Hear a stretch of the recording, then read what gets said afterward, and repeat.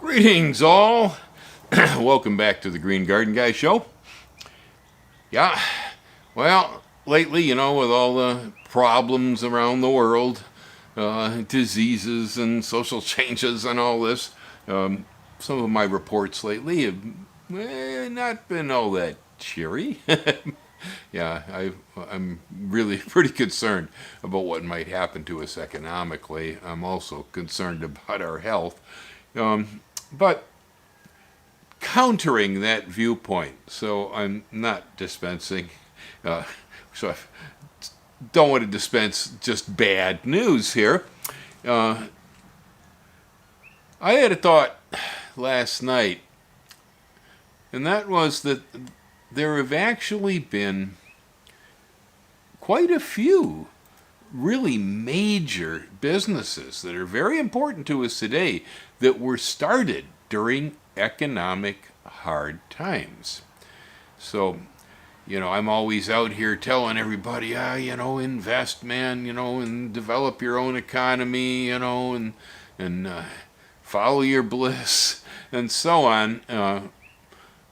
And I can imagine that a lot of folks, when they hear that, they go, yeah, it sounds great, Bill, but there's people dying all over. Hospitals are full, no one's able to go to work. We're having second shutdowns. Well, with what I know about this subject, this is actually a perfect time to start a brand new business. Seriously. As examples, okay, now I'm going to give probably some of the most outstanding, all right? And so we all know Mickey Mouse, right? Well, Mr. Disney, do you know when he started that company?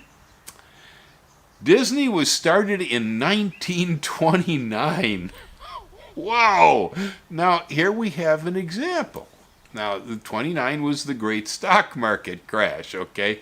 And so for the 20th century, 1929 and the following years through the 30s were the worst economic times we ever saw, okay? Well, Disney is a very successful company. It still exists today.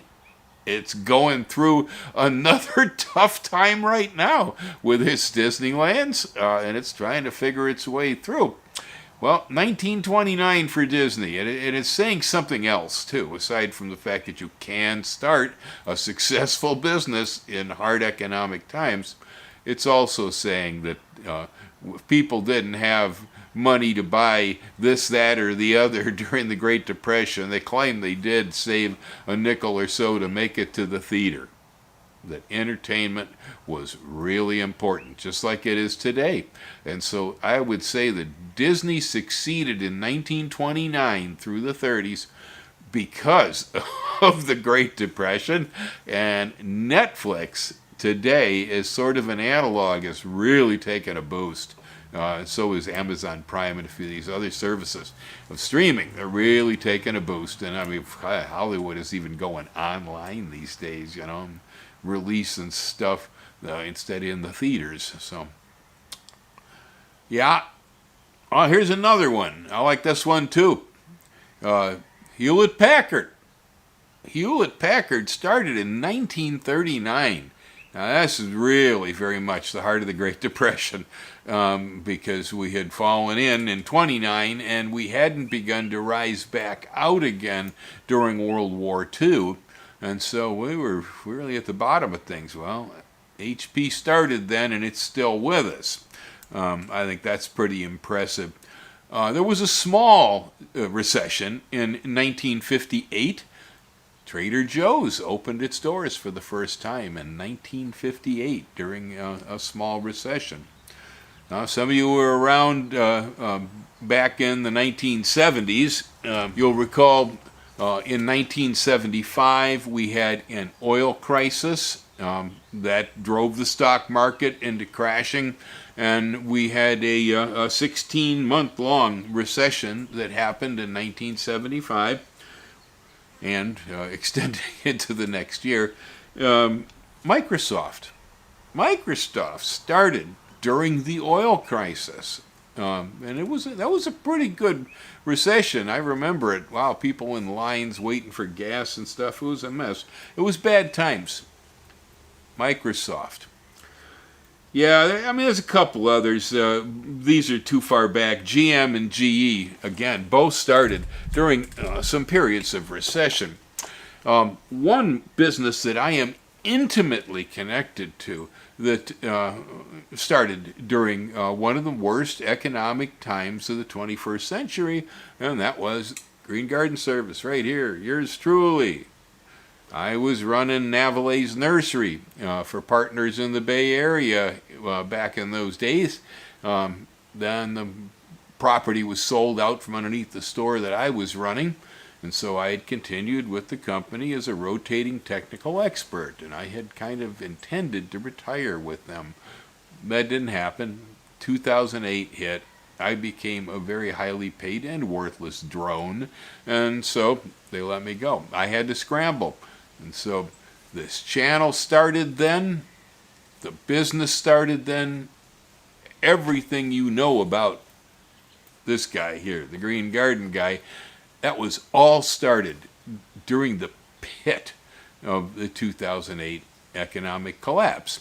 And just as in that time, I'd been employed with a group of partners, and so when I got laid off during that, I was able to collect unemployment compensation. There were programs at the time that extended those benefits, and just like we have today, where they've increased benefits. I used that money. The money that came to me from unemployment compensation was exactly what I used to start the business that I'm in today. There are programs out there right now where there is help available at this time for people. And my suggestion is that rather than just, taking the check and going out and buying a six-pack and a couple of chickens or something with it, I actually recommend that any money that's coming to you from government programs during this, you put it to work. Make the money do something. Find an idea. Now, of course, there's all sorts of business a person can get into. I suspect that businesses that are started during economic hard times, chances are they probably hold in better than some of the businesses that are started during high times. I mean, for instance, right now, even the shopping malls are closed. We don't even know if we can go shopping inside and whatnot. So, I mean, who's going to start a Scotch tape store in a shopping mall today? No. And that would not hold up well in the next collapse either. On the other hand, Disney's program, 1929, that entertainment is still valid today. We need it as much now as we needed it then, and so this business, its purpose was written in such a way that if it was able to succeed during the Great Depression, it could probably survive through just about anything. The Green Garden guy service, all right. When I was in the nursery business, there were things that people wanted, there were problems people brought to me, there were many things that I became aware of while I was in that position. These were things that either the partners that I worked for were not interested in addressing or didn't believe they should address, okay? And so I pretty much took all of that. I used it to make the business that I have because I knew there was a need and people were already wanting these things. And so my business ideas were basically the ones that were rejected by the company I was working for because they didn't have the sort of vision it took to be able to see how was the world going to change, And one of the major points that I was trying to get along to the partners was online. Develop an online presence, make it active, develop online retail sales for the nursery, and blah, blah, blah. Well, they did not. They were not interested in it. And as you all know, that anybody who owns Amazon stock knows online shopping is hot. And anybody watching this channel knows online information is the way to go. And so these were all very valid ideas. And everything that I deal with as a person, this started during tough times.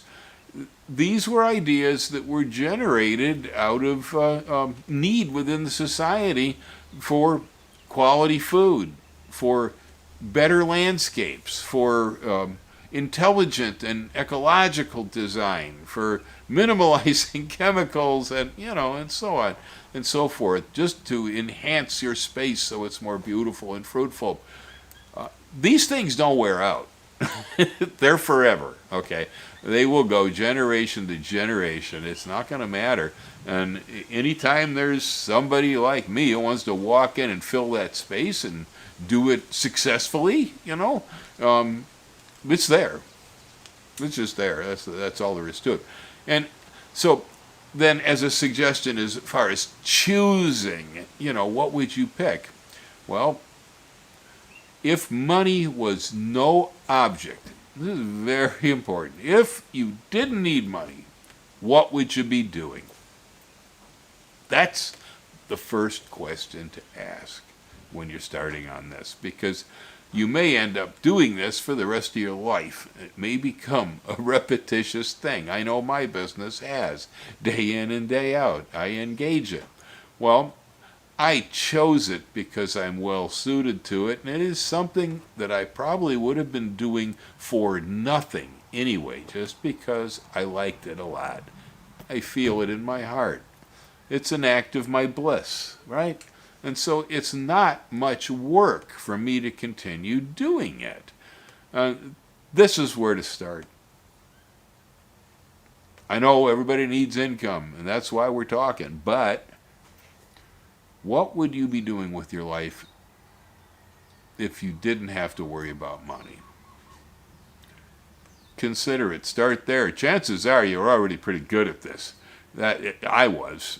I did gardening and farming more of a hobby than as a business. And so I was already pretty good at it. By the time I went into it as a business, I just kept growing and growing until I am what you see today, and I've grown considerably. Is what happens if you make too much. But yeah, I'm always talking about capitalism and about being a good capitalist and about investing and about the need for money in our society. The reason I say these things is not because I'm a greedy person and because I love wealth. No, I say this because I like to focus on what my passion is in life. And I don't like to have to focus on being a wage slave, trying to have to make enough money to make ends meet. That's a waste of life as far as I'm concerned. It's a sad thing. A lot of us do it. So by engaging the things that I would do for free anyway, it's pretty much guaranteed that I'm going to be successful at the venture because it's in my heart, because I'm already well adapted to it, and so on. And there's a lot of logic in this. I know a lot of people say, "Oh, that's all fruity stuff," Oh, yeah, sure. Follow your bliss, right? Do what's in your heart, Bull. Right? Yeah, you gotta have money. You need a paycheck. You gotta work till you die, and you're gonna hate it too. And that is definitely an American mindset very much. I know I railed against that most of my life, and I was told how wrong I was to think the way I do. And it turns out, in the long run, yesterday was Bill's 69th birthday. I am now 69 years old, and I am absolutely positive that high school principal, when I was 16, who told me that you will never make it in this life, you are going to fail, he's dead wrong. He's dead now, too. Don't matter. But, yeah, what's important to you? That's really what you're able to succeed at. So there we go, folks. This is my positive message during some potentially bad economic times. I don't think we've quite slid into them yet. We're hanging on the precipice on this one. Something could change. Something good could happen, you know? The heavens could open! And it's all going to come back to normal, but I really don't think that that's going to happen. So we're probably going to be dealing with some tough stuff. A lot of you may lose your jobs that you had, and you're going to have to start scrambling. There is some assistance out there right now. Apply for any of it that you can get if you need it. Now, I don't need it, so I don't apply for it, you know. But if you need it, darn well use it, because you can use that money as a stepping stone into a better life. Yeah, aloha. Honest, the world ain't ending yet. Grow more turnips.